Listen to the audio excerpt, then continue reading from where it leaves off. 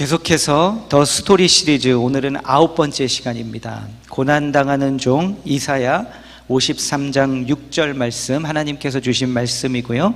고난당하는 종이란 말씀으로, 제목으로 말씀 전하기 전에 제가 먼저 이사야서 53장 6절을 봉독해 드리도록 하겠습니다. 이사야서 53장 6절은 구약성경 1033쪽에 있습니다. 이사야 53장 6절 말씀 봉독해 드립니다. 우리는 다 양 같아서 그릇 행하여 각기 제 길로 갔거늘 여호와께서는 우리 모두의 죄악을 그에게 담당시키셨도다. 아멘.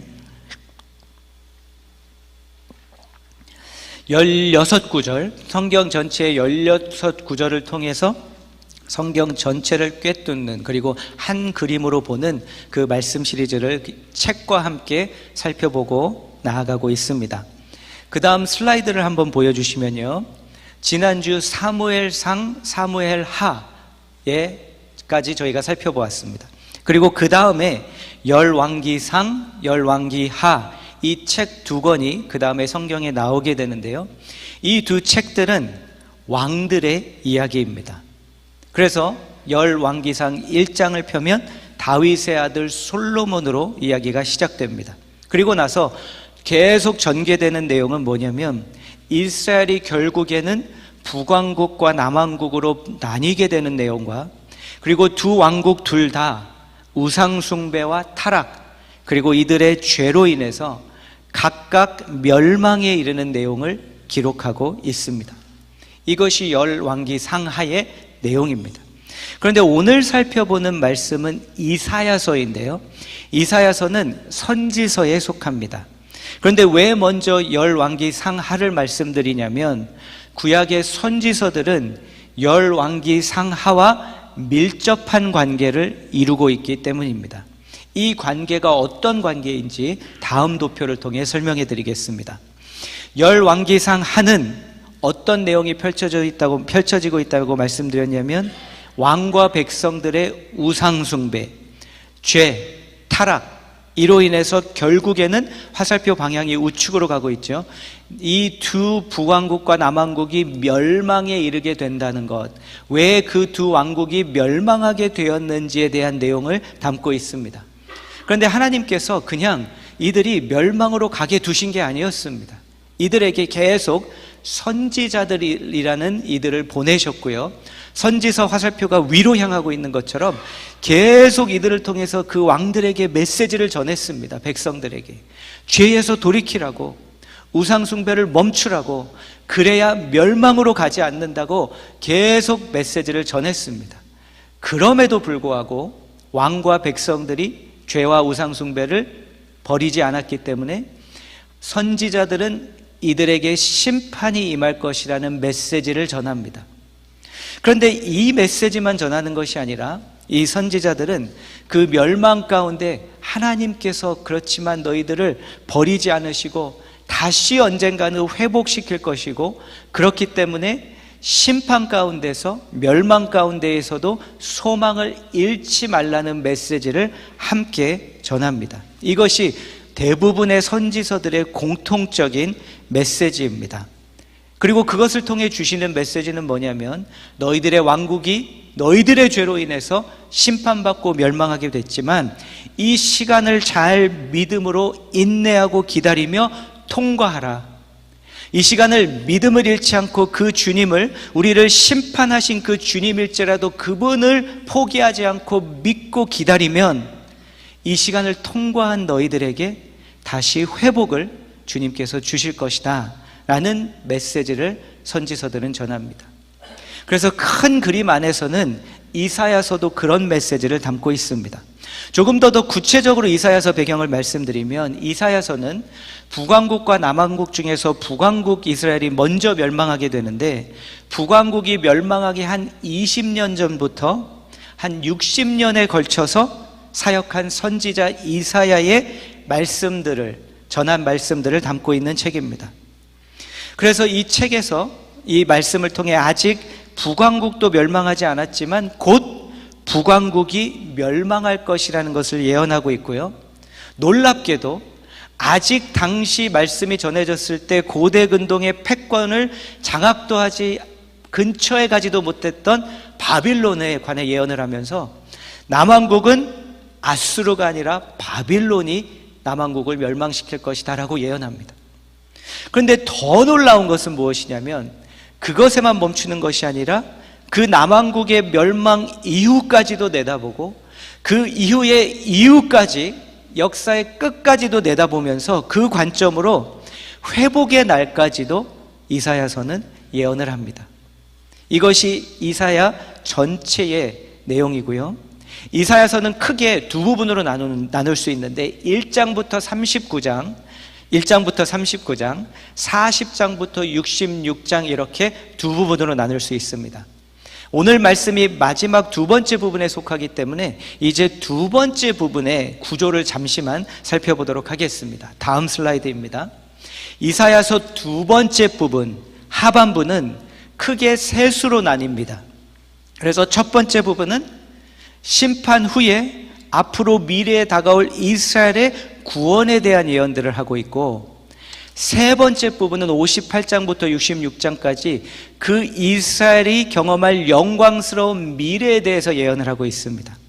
그런데 그 가운데 한 중심에 이스라엘의 구원자에 대한 예언들이 있습니다. 이것은 무엇을 우리에게 보여주고 있냐면요, 하나님께서 구원을 약속하십니다. 그리고 구원의 영광이 임할 것을 약속하십니다. 그런데 그 중심에 누가 있습니까? 구원자가 있습니다. 다시 말해서 이 구원자가 없이는 이 구원이 없다는 것입니다. 그래서 이 마지막 하반부의 중심에는 구원자가 있고요, 이 세 부분에 이 중심이 되는 구원자의 이 49장부터 57장을 빼내어서 이제 이것을 쫙 펼쳐서 이 중간에 있는 구원자에 대한 예언의 구조를 좀 살펴보도록 하겠습니다. 예전에 이제 영화 보면 여러분 이렇게 스크린에다 대고 쫙 펼치는 그런 영화 기억나시죠? 그래서 하반부의 중심을 꺼내서 이제 49장에서 57장을 제가 쫙 펼쳐서 이 부분에 대한 구조를 보여드리도록 하겠습니다. 그 다음입니다. 49장, 57장은 무엇에 관한 내용이라고요? 이스라엘의 구원자. 그런데 이 구원자에 대한 내용이 7부분으로 나뉘고요, 이 7부분의 가장 또 중심에는 이사야서 52장 13절부터 53장 12절까지가 있습니다. 그러면 지금 저 말씀 49장부터 57장 전체는 구원자에 관한 것인데, 이 구원자에 관한 가장 핵심에는 그 구원자에 관해 무엇을 말씀하고 있는가? 오늘은 이것을 이제 들어가고 또 들어가서 가장 중심에 들어가서 이 구원자가 어떤 존재인지에 관해 살펴보도록 하겠습니다. 첫 번째로요, 이사야서 52장 13절 그 다음을 보시면 이렇게 말씀합니다. 보라, 내 종이 형통하리니 받들어 높이 들려서 지극히 존귀하게 되리라. 구원자의 말씀, 그 가장 핵심으로 들어가서 도대체 이 구원자가 어떤 존재인가 라고 했을 때 첫 번째 이 말씀은 그 구원자는 종이라고 말씀합니다. 구원자를 종으로 소개합니다. 그 다음 슬라이드 보시면요, 그래서 지금 전체 성경을 우리가 함께 살펴보면서 아담과 하와의 죄로 인해서 시작된 두 후손 간의 싸움이 있습니다. 그 두 후손은 여인의 후손과 뱀의 후손입니다. 그런데 하나님께서는 여인의 후손을 통해서 다시 회복과 구원을 주실 것이라고 약속하시고 그것을 이렇게 펼쳐나가시죠. 아브라함이라는 한 사람을 불러서 그를 고향을 떠나게 하고 약속의 땅으로 가게 하시고 그의 후손을 통해 12지파가 생기게 하시고 12지파가 애굽 땅에서 큰 민족을 이루게 하시고 그 민족이 애굽 땅에서 출애굽함으로 인해서 이스라엘이라는 나라를 세우십니다. 그런데 이 나라가 심판을 받게 된 겁니다. 나라가 멸망해버린 겁니다. 또다시 뱀의 후손이 일을 하고 횡패를 부리는 겁니다. 방해를 하고. 그런데 그 가운데 하나님은 어떻게 하십니까? Don't worry. 그리고 하나님의 계획을 펼쳐가시면서 그 이스라엘의 후손 중에 구원자가 나오게 하시는데 그를 종으로 세우십니다. 이게 첫 번째, 그 구원자에 관한, 존재에 관한 첫 번째 내용입니다. 그럼 계속 그 다음에 이 종이 어떤 종이라고 설명하는가? 52장 14절입니다. 전에는 그의 모양이 타인보다 상하였고 그의 모습이 사람들보다 상하였으므로 많은 사람이 그에 대하여 놀랐거니와, 그 다음 53장 3절입니다. 그는 멸시를 받아 사람들에게 버림받았으며 간고를 많이 겪었으며 질고를 아는 자라. 마치 사람들이 그에게서 얼굴을 가리는 것 같이 멸시를 당하였고 우리도 그를 귀히 여기지 아니하였도다. 첫 번째, 이 구원자는 종이라고 말씀합니다. 그런데 이 종에게 어떤 일이 일어난다고 말씀하시면 고난을 받을 것이고 멸시를 받을 것이고 고통을 받을 것이고, 그리고 많은 이러한 어려움을, 이 고통, 고난을, 수모를 이 종이 겪을 것이라고 두 번째로 말씀합니다. 그러면 하나님께서 구원자로 보내실 이 종이 고난을 받는데 왜 고난을 받아야 하는가? 무엇 때문에요? 이 종 구원자가 본인의 잘못 때문입니까? 무엇인가 그 본인이 잘못을 해서 그걸로 인한 질책을 받고 고난을 받는 것입니까? 그 다음 말씀을 보면 그것이 아니고 다른 이유가 있다고 말씀합니다. 53장 4절입니다. 그는 실로 우리의 질고를 지고 우리의 슬픔을 당하였거늘 우리는 생각하기를 그는 징벌을 받아 하나님께 맞으며 고난을 당한다 하였노라. 이 종이, 구원자가 종으로 와서 고난을 받는 이유는 자신의 잘못 때문이 아니라 우리의 질고, 우리의 죄 때문에, 우리 때문에 그가 고난을 받을 것이라고 말씀합니다. 그런데 이 종이 받을 고난이, 심판이 사람들이 그에게 행한 고난과 심판이 아니라 하나님께서 그에게 행하신 심판과 고난이 될 것이라고 말씀합니다. 그러면 그 다음은, 질문은 이거죠. 왜 하나님이 구원자 종에게 그 종을 심판을 하시는가? 그 다음 5절에서 답을 줍니다. 그가 찔림은 우리의 허물 때문이요 그가 상함은 우리의 죄악 때문이라. 그가 징계를 받음으로 우리는 평화를 누리고 그가 채찍에 맞음으로 우리는 나음을 받았도다. 아멘. 감사합니다. 할렐루야. 말씀 자체가 은혜가 되시면 그때 아멘 하십시오. It's okay. 그 종이 고난을 받는 것이 본인의 잘못 때문이 아니라 우리의 허물과 우리의 죄악 때문에, 그런데 사람이 그를 괴롭힌 것이 아니라 그 고통이 하나님께서 그를 심판하셨기 때문에, 하실 것이기 때문에 경험하는 고난이 될 것이라고 말씀합니다. 그럼 이제 다시 잠깐만 처음부터 그림을 조금 보여드려 볼게요. 손으로. 상반부, 하반부가 있는데 이 하반부의 이사야 말씀의 가장 중심에는 구원자가 있습니다. 그 구원자의 말씀을 꺼내서 그 말씀을 쫙 펼쳐서 그 구원자에 관한 가장 핵심의 중심의 말씀을 보았더니 그 가장 중심의 핵심의 첫 번째로 뭐가 있냐면 우리의 죄가 있습니다.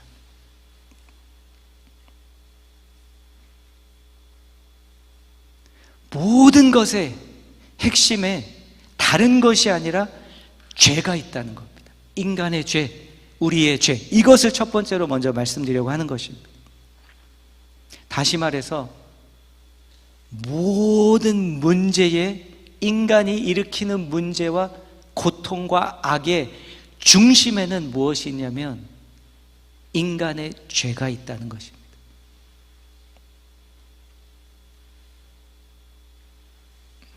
깊이 들어가고 가장 핵심을 짚어보고 핵심 중에 핵심으로 들어가면 죄가 있습니다. 성경은 죄를 다룹니다. 그런데 저는 죄를 다루는 것에 대한 설교자로서 한때 부담이 많이 있었습니다. 그 이유는 왜 그러냐면 저는 여기 계신 우리 1세 성도님들이 아니라 우리 1.5세, 2세들에게 먼저 말씀을 전했던 설교자입니다. 그리고 저는 이곳에서 자라고 학교에서 공부하고 직장 생활을 하는 우리 1.5세, 2세들이 세상에서 어떤 메시지를 듣고 있는지 알기 때문에 죄를 이야기하는 것이 저에게는 좀 부담이었습니다. 왜냐하면 우리 1.5세, 2세들, 이제 여기 계신 분들도 이 세상에서 이제 직장 생활 하시고 하시면 이 사회에서, 이 사회에는 죄라는 단어 자체를 되게 거북스러워 하거든. 죄라는 말을 좀 하지 말고 우리가 다 포용하면 안 되겠냐고. 이것이 이제 폴리시까지 돼버렸죠, 이 사회에서는. 그래서 이 폴리시를 지키지 않고 모두를 다 그냥 포용하지 않으면 나에게 직장에서 해가 임할 수도 있습니다. 학교는 어떻습니까? 다 괜찮다고 받아주라고 배우기 때문에 그러한 성도들 앞에서 제가 죄를 강하게 이야기한다는 것이 쉽지가 않았다는 것입니다. 그래서 한때는 죄를 잘 설교해서 안 다루었던 적도 있고요. 이 중요성을 알고 나서부터는 그 다음은 어떻게 하기 시작했냐면 이 성도들에게 죄를 좀 이해시키려고 했습니다. 납득이 되도록. 그래서 제 의도는 뭐냐면 성경이 이렇게 죄에 관해서 말씀하는 것이 나쁜 게 아니라고, 얼마나 좋은 소식인지 모른다고를 납득시키고 싶었던 겁니다. 저는 그 의도와 노력은 좋다고 생각합니다.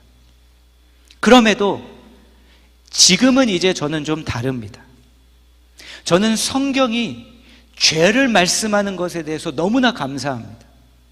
왜냐하면 세상은 죄를 이야기하지 않는 시대가 왔기 때문에, 죄를 다루지 않고 세상은 이제 뭐라고 말하냐면요, 우리 서로에게 위로해주고 위안만 해주자.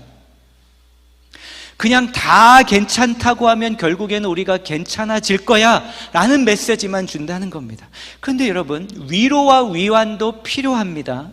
격려도 필요합니다. 그런데 심각한 문제가 있으면 우리에게 위로와 위안이 필요한 게 아니라 정확한 진단이 필요하고 바른 처방이 필요한 거죠. 저는 성경 말씀이 저에게 정확한 진단을 내려줘서 너무 감사합니다. 그리고 바른 처방을 주셔서 감사합니다.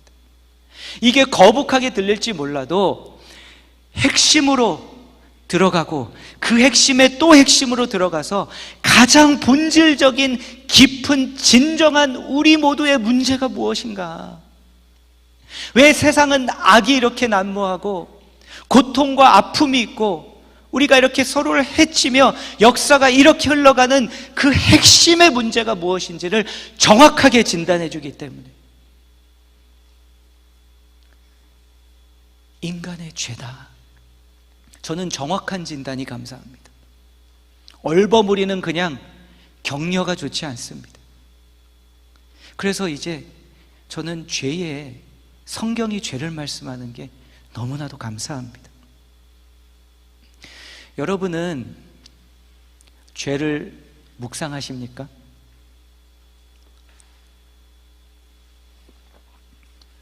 죄를 묵상하라고요? 저는 죄를 묵상하거든요. 여러분은 죄를 묵상하십니까? 아니, 죄를 묵상하라니 이게 무슨 말입니까? 죄를 생각해서 그 죄의 유혹에 넘어가시라는 뜻이 아니라, 죄를 묵상하시느냐고 제가 여쭤보았을 때는 죄에 관해 깊이 생각해 보시냐는 겁니다. 여러분은 죄를 깊이 생각해 보십니까? 죄를 깊이 묵상하면 바뀔 겁니다. 무엇이요? 여러분의 삶이 바뀔 겁니다. 죄를 깊이 묵상하면 처음에는 그 무게, 아니요, 계속 그 무게가 여러분을 짓누를 것입니다. 너무나도 무거워서. 하지만 그 죄를 깊이 묵상하면 여러분이 바뀔 겁니다. 우리는 죄를 너무나도 모르고 외면합니다. 그리고 우리는 죄를 묵상하지 않고 무엇을 묵상하죠? 죄인들을 묵상합니다. 어느 한 사람이 죄를 지으면 그게 나에게 해가 되었든 안 되었든, 해가 되었으면 더 그렇겠죠. 아, 저 죄인, 아유, 저 죄인을 묵상합니다. 그럼 어떻게 됩니까? 괴로워지죠. 그런데 저는 어느 순간부터 이것을 어떻게 돌파할 것인가, 그 죄인을 묵상하기보다는 그 죄를 묵상하기 시작했습니다. 그랬더니 조금씩, 완전하진 않아도 그 죄인과 죄가 조금씩 분리되기 시작했고요, 어느 선에서는 그 죄인까지도 이해도 할 수 있는 때도 일어나더라고요. 일단은 그 죄인 때문에 제가 괴로워하지 않습니다. 죄인을 묵상하지 말고 죄를 깊이 묵상하십시오. 여러분에게 죄에 대한 정의를 한번 내려드렸고 그 정의를 계속 말씀드립니다. 이것은 제 정의가 아니었고 기독교 한 철학자가 내린 정의였는데, 제가 딱 들었을 때, 읽었을 때 이 죄의 정의가 최고다. 그래서 여러 번 말씀드립니다. 죄가 뭡니까? 죄는 저와 여러분, 우리의 악함. 두 번째는 뭡니까? 저와 여러분의 약함. 우리의 악함과 약함이 바로 죄입니다. 그래서 죄에는 악함이 있고 죄는 아픔을 초래합니다. 너무나도 좋은 정의들이고 계속 여러분에게 이것을 말씀드릴 것인데, 저는 계속 죄를 묵상하면서 또다시 주시는 죄에 대한 정의가 있고요, 의미가 있습니다. 그건 뭐냐면요, 최근에 많이 묵상하는 건데 죄의 교묘함입니다. 죄는 우리의 악함이고 약함이기도 한데요, 죄가 얼마나 교묘한지 모르겠어요. 저는 그 죄의 교묘함을 특별히 마주하게 하시면서 이걸 보면서 죄가 이렇게도 교묘하구나. 무슨 말씀이냐면요, 죄는 선의 탈을 쓰고 나타납니다. 그래서 악한 것으로 딱 나타나면 우리가 왜 안 피하겠어요? 웬만하면 거의 다 대부분 그 죄를 피하죠. 그런데 죄가 선한 가면을 쓰고 나타납니다, 우리에게. 그리고 더 나아가서 죄는 선한 것을 가지고 악하게 이용하는 힘이 있습니다. 죄는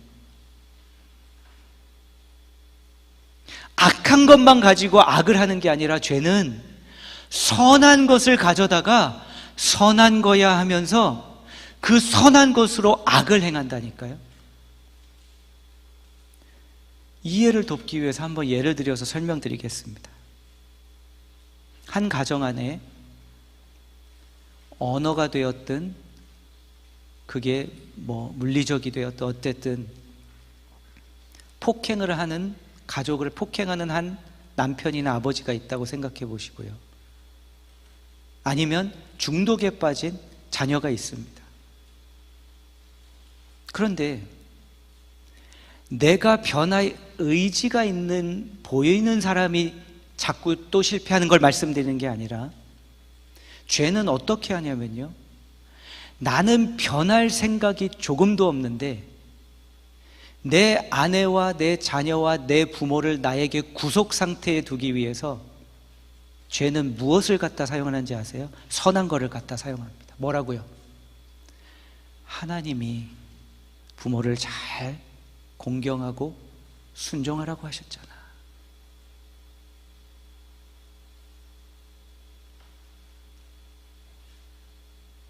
이 선한 것을 가져다가 그 죄가 그것으로 그 주위에 있는 가족들을 구속시키고요, 요즘도 그게 없는 건 아니지만 저희 조부모님 세대 같은 때, 그때는 수년간 아내들이, 자녀들이 맞으면서도 그 아버지 그냥 둔 이유가 뭡니까? 다시 말씀드립니다.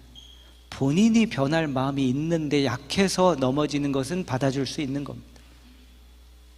저는 무엇을 말씀드리냐면, 죄가, 습성이 이것을 알아채고 그 사람 안에서 일하면서 이것을 이용하는 겁니다. 선한 것을. 어떻게 너희들이 나를 버릴 수 있어? 그러면 너가 나쁜 사람이 되는 거잖아. 죄책감이 일어나게 선한 것을 이용해서. 여러분, 죄가 이렇게도 교묘한 겁니다.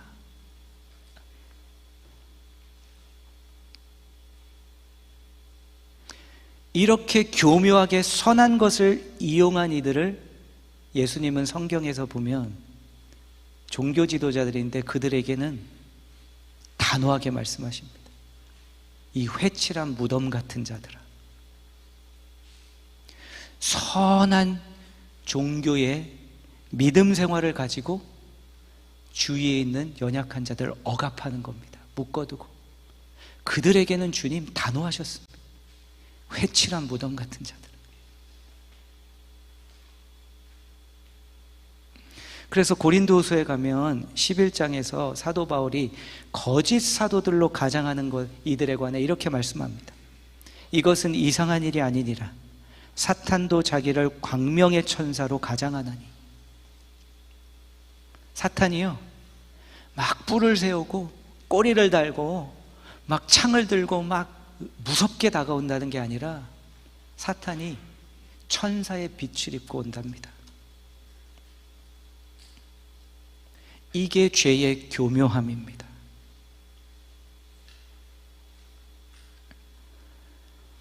그 중심으로 들어가 핵심을 파고 들어갔더니 그 중심에 이 교묘한 죄가 있는데, 이 교묘한 죄가 우리의 가장 핵심으로 들어가 보니까 우리에게 그 안에 다 있다는 것입니다.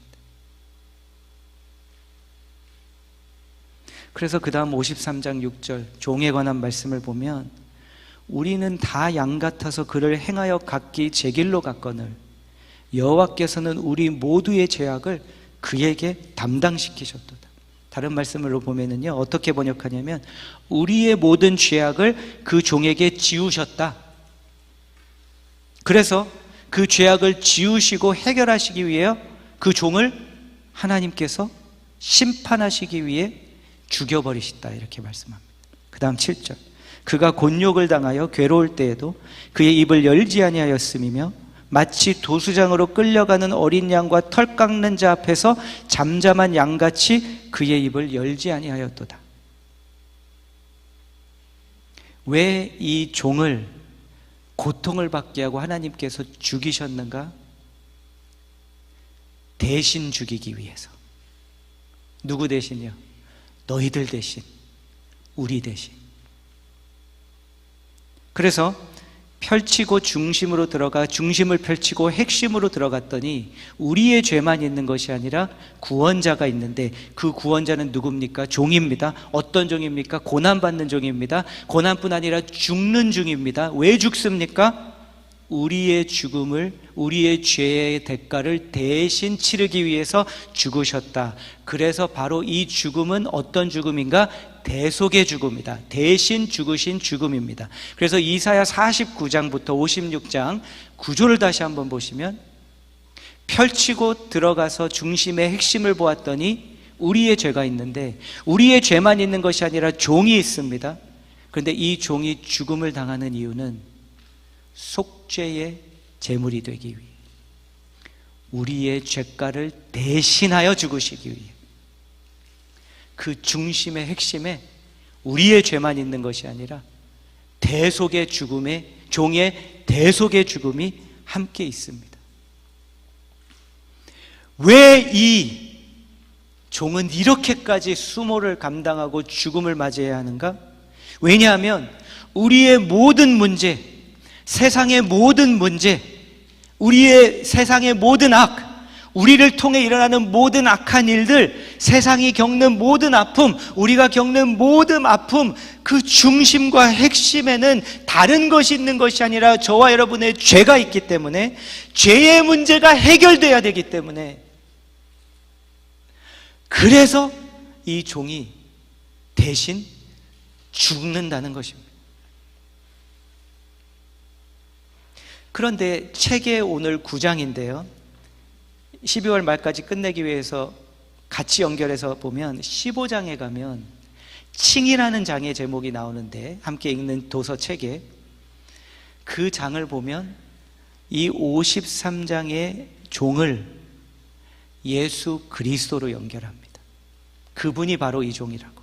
그래서 로마서 3장 23절에 가면 모든 사람이 죄를 범하였음에 하나님의 영광에 이르지 못하더니 그리스도 예수 안에 있는 속량으로 말미암아 하나님의 은혜로 값없이 의롭다 하심을 얻은 자 되었느니라. 이 종이 바로 예수님이요, 이 예수님이 우리의 죄를 위해서 그 종처럼 종이 되셔서, 종으로 오셔서 속량, 대신 대가를 치르는 죽음으로 죽어주신 것이 복음이고 예수 그리스도의 복음이라고 말씀합니다. 대신 대가를 무엇으로 치러주셨습니까? 그의 생명으로, 그의 피로써.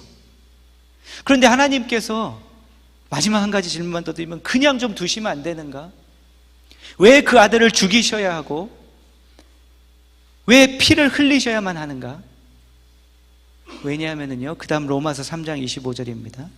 이 예수를 하나님이 그의 피로써 믿음으로 말미암는 화목제물로 세우셨으니 이는 하나님께서 길이 참으시는 중에 전에 지은 죄를 간구하심으로 자기의 의로우심을 나타내려 하심이니 곧 이때에 자기의 의로우심을 나타내사 자기도 의로우시며 또한 예수 믿는 자를 의롭다 하려 하심이라. 좀 복잡하죠, 내용이. 설명을 좀 드려볼게요. 이제 우리가 창세기부터 이 16구절을 통해 말씀을 쭉 봤기 때문에 이제 우리는 하나님이 어떤 분이신지를 좀 알아가고 있습니다. 이분은 어떤 분이시죠? 우리가 살펴본 건 절대 타협하지 않으시는 분입니다. 타협 안 하십니다, 이분은. 그런데 이분이 타협하지 않으시는 것 중에 하나가 있습니다. 죄. 이분은 죄를 타협하지 않으십니다. 아무리 죄인이 불쌍해 보여도 그 죄에 대한 대가를 치르고 죄를 심판하시는 분이십니다. 단호하십니다, 이분은.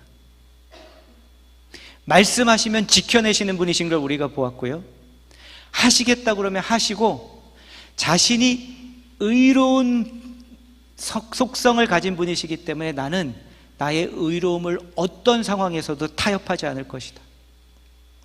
네가 나의 사랑하는 자녀일지라도 너가 죄가 있으면 나는 너의 죄를 심판하고 나의 의로움을 지켜낼 것이다 라는 분이라는 겁니다. 그런데 그 심판을 여러분에게 부으신 게 아니라 당신의 아들에게 부으십니다. 그로 인해 하나님 자신의 의로움을 나타내시고, 무슨 뜻입니까? 의롭다는 걸 증명해내셨고. 왜요? 죄를 심판하셨기 때문에. 그런데 저와 여러분은 의롭다 하려 하심이라, 다시 말해 의롭다 함을 얻은 자라고 말해주신다, 칭해주신다.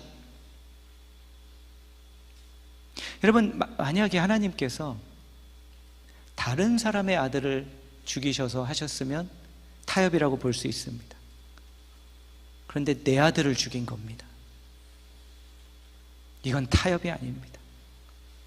내 아들을 죽여서까지라도 나는 내 의를 타협하지 않고 내 아들을 죽여서까지라도 너희들 향한 죄를 내가 심판을 해낼 것이다. 남의 아들 데려와서 심판하게 했으면 아니 뭐 그 정도야 당연히. 아니, 나에게 가장 소중한 존재 내 아들을 심판시켜서 죽일 것이다. 그런데 한 가지만 더 말씀드릴게요. 25절에 보면 여기서 예수님을 화목제물로 세우셨다고 말씀하는데요, 이 화목제물이라는 단어가 구약 성경이 기원전 300년경에 처음으로 헬라어로 구약이 번역이 되는데 그거를 셉투이전트 번역이라고 하는데요, 그 번역에서 이 단어가 사용된 것을 구약과 비교해 보면 이 화목제물이라는 단어가 어떤 단어냐면요, 성막에 들어가서 지성소 안에 들어가면 언약궤가 있는데 언약궤 뚜껑입니다. 덮개. 레위기에 가면 1년에 한 번씩 대제사장이 단 한 번 지성소에 들어갑니다. 모든 백성의 죄사함을 위해서 들어가는데요, 먼저 숫송아지 한 마리를 죽여서 피를 가지고 들어가서 지성소에서 어디에 뿌리냐면요, 언약궤 뚜껑에 뿌립니다. 먼저 자신의 죄사함을 위해서. 그 다음에 이제 숫염소 2마리를 가지고 또 한 마리를 죽여서 그 피를 가지고 1년에 딱 한 번 모든 백성의 죄사함을 위해서 지성소에 딱 한 번 들어가서 또 그 피를 같은 날에 덮개, 그 언약궤 뚜껑 덮개에 뿌립니다. 무엇을 말씀합니까? 이 종 예수 그리스도가, 이 종이 레위기 말씀의 그 대속죄일의 제사요, 대속죄물이요, 그 종이 예수 그리스도시요, 예수 그리스도께서 피를 흘리심으로 그 언약궤 덮개의 피의 보혈이 임했기 때문에 이제 우리가 그 죄사함을 받았다는 것, 받을 수 있다는 것을 우리에게 말씀해 주십니다. 여러분, 죄는 진짜 교묘합니다. 이 교묘한 죄를 저와 여러분이 해결할 수 없습니다. 하지만 오늘 나누고자 하는 대지입니다. 그럼에도 죄의 문제가 해결이 돼야 합니다. 죄의 문제가 해결이 되지 않으면 여러분의 가정 안에서 문제가 아무리 노력한다고 될 일이 아닙니다. 이게 우리의 공동체 안에서 일어나는 문제들이 우리가 조금 더 노력하고, 아니 조금 더 열심히 해보면 될 것 같은가요? 안 됩니다. 가장 핵심과 중심에 있는 죄의 문제가 해결이 돼야 됩니다.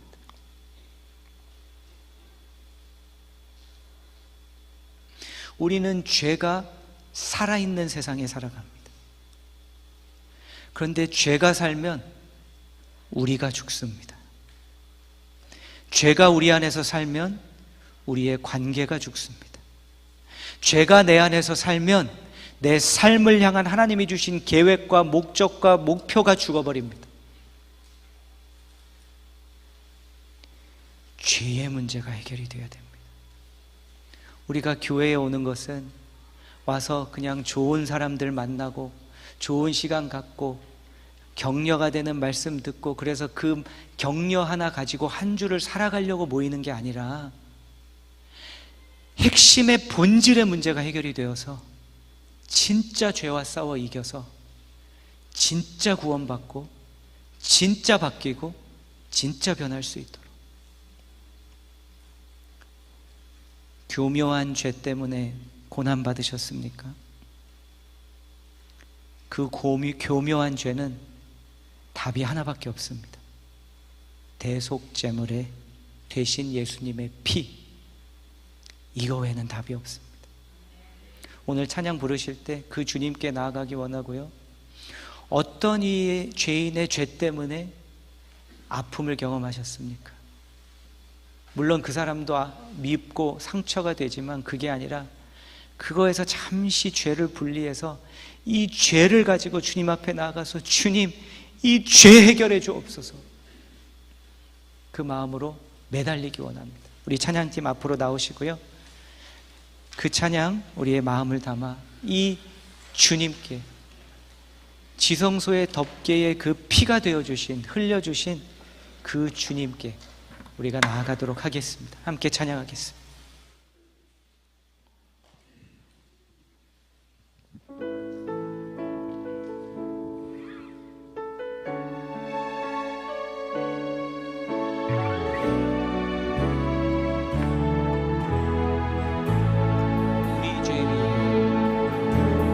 우리 죄 위에 죽으신 주, 십자가 그 사랑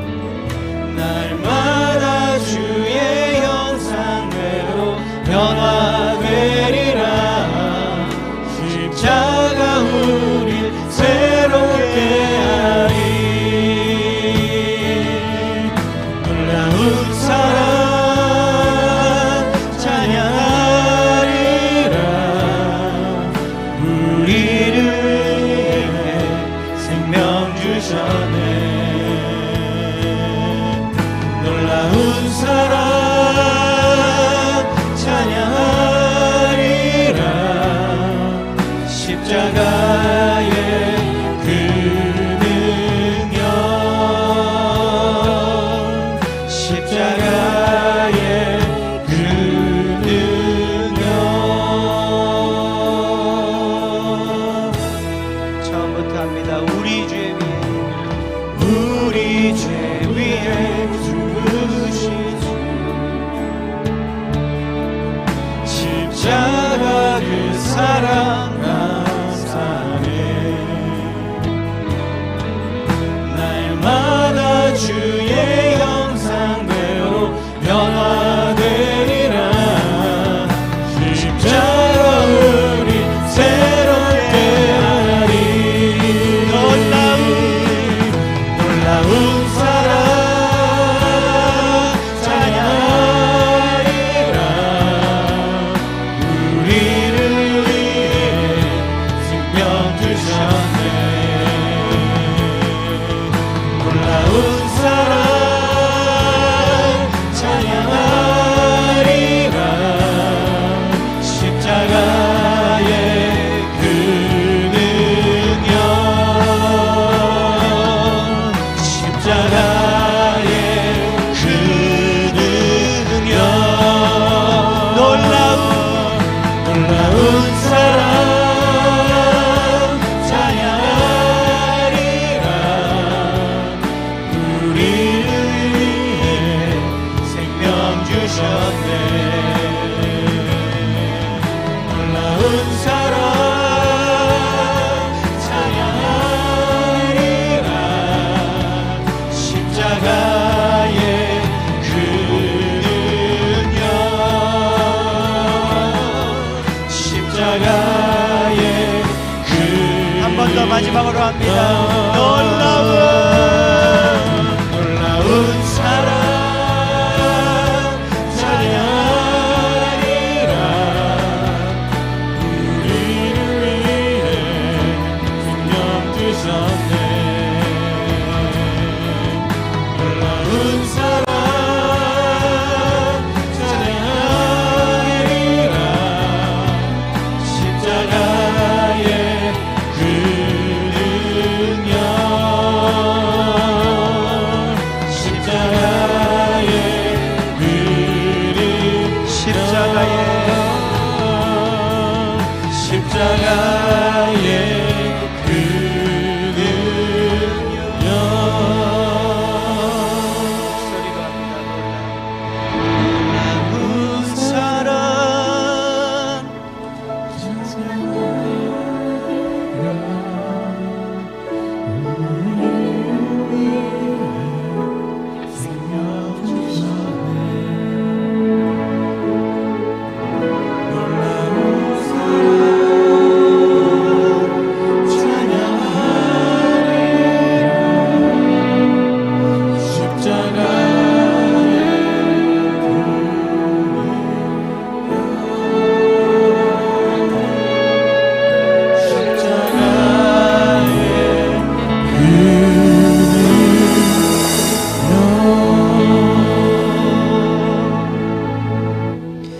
여러분, 저는 죄를 마주할 때 절망적입니다.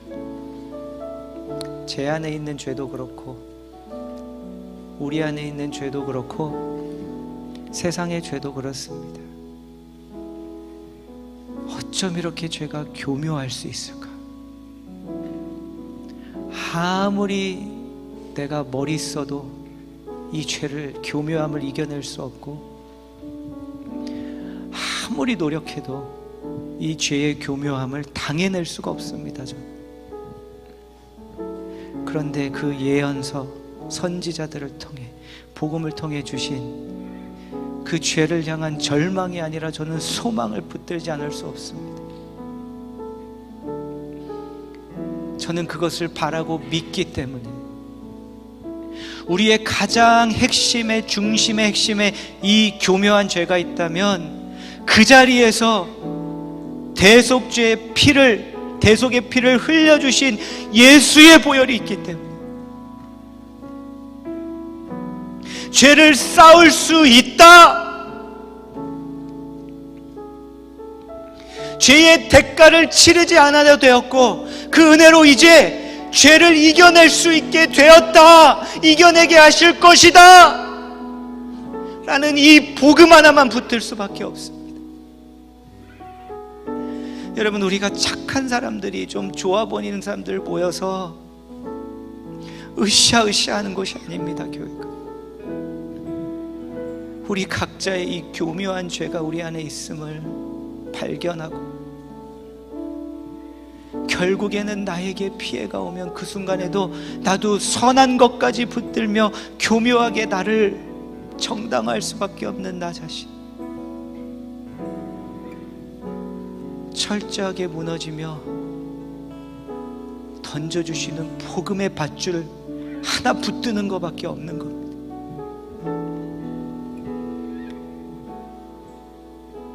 우리가 한다고 될 거 아닙니다. 우리의 악함과 약함은 우리 힘으로 이길 수 없습니다. 우리 아내도 그렇고, 가정도 그렇고, 셀도 그렇고, 교회도 그렇습니다. 그래서 구합니다. 주님, 이 교묘한 죄를 주님께서 대가를 대신 치러주셨으니 그 대가에 합당한 우리의, 저의 죄의 승리는 성령님께서 도와주옵소서. 우리 같이 한번 구하는 마음으로 주님께 나아가기 원합니다. 기도하겠습니다.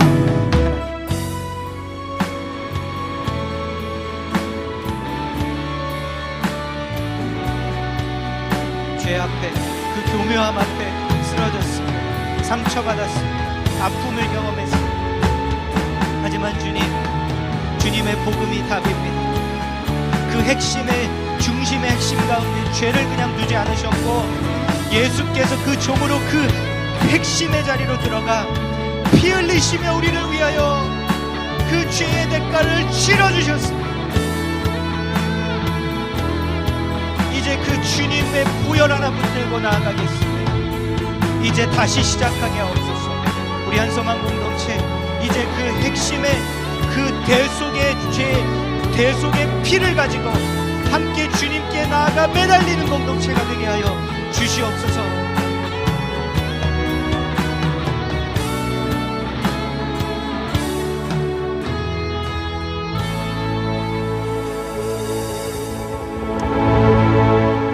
하나님 아버지, 그 죄 때문에 아픔을 경험하고 슬픔을 경험하는 주의 자녀들이 이곳에 있습니다. 그 죄를 행한 그 사람이 자꾸 보입니다. 떠올립니다.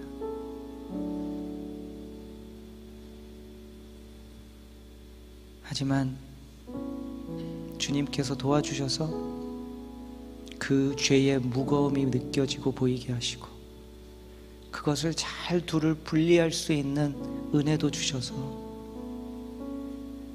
그 죄인의 죄에 내가 영원히 구속되지 않아도 됨을 믿고 일어나 주의 대속의 구원으로 인해 그 죄로부터, 그 죄인으로부터 자유하는 주의 백성들이 되게 하여 주옵소서.